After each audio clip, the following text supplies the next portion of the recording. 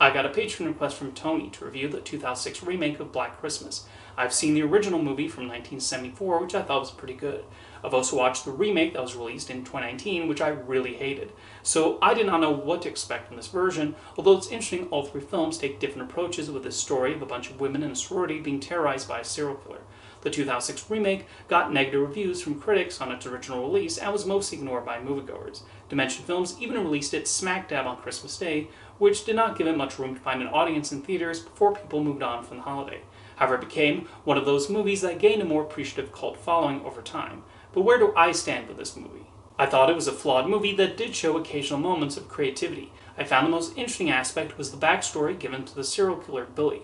The movie jumps back and forth between the present day and the different stages of his life, which it presents both a darkly comic and disturbing manner.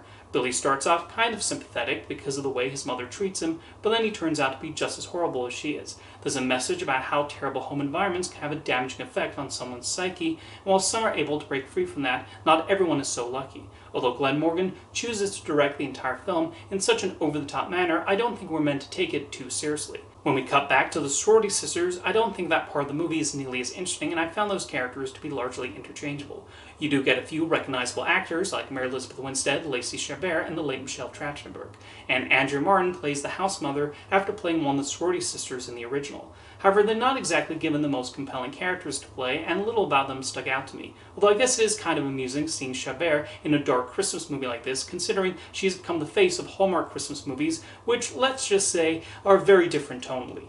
Black Christmas does the usual slasher film thing of picking off the characters one by one, leaving only a few survivors. Slasher films are dependent on whether the characters are engaging, the direction provides the creepiness factor, and the kills are creative. And admittedly, most of the characters did not do much for me. There are even ones who get so little screen time before they're killed, it's hard to feel much of anything. We also get characters making really bad decisions, but that's typical for this genre.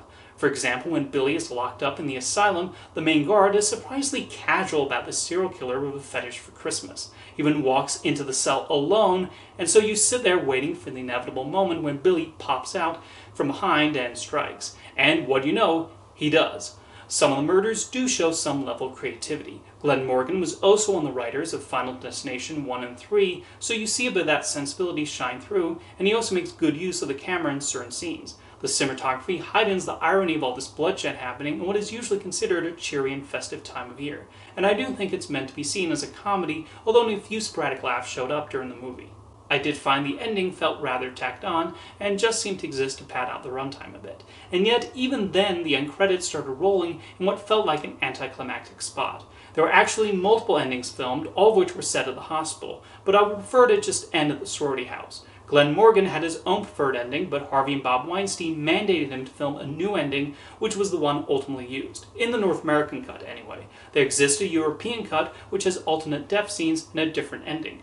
Regardless of which cut you watch, the 2006 Black Christmas is very short, with the American version clocking in an hour and 22 minutes, not counting the credits. Amusingly, the credits go by at a snail's pace, just so the film can hit the 90-minute mark. Black Christmas ended up being one of only 2 movies Glenn Morgan has directed, with the other also being a horror remake, Willard. Since then, he's worked exclusively on television, including on the recent revival of The X-Files, having also worked on the original series. While his 2 movies did not take off at the box office, I'm surprised his film career stopped, but maybe he typecast himself as someone who exclusively makes horror remakes. Overall, I found this take on Black Christmas was at least able to carve out its own identity, even if not everything came together as a whole. Now, if you've seen it, let me know your thoughts in the comments, and thanks for the request, Tony.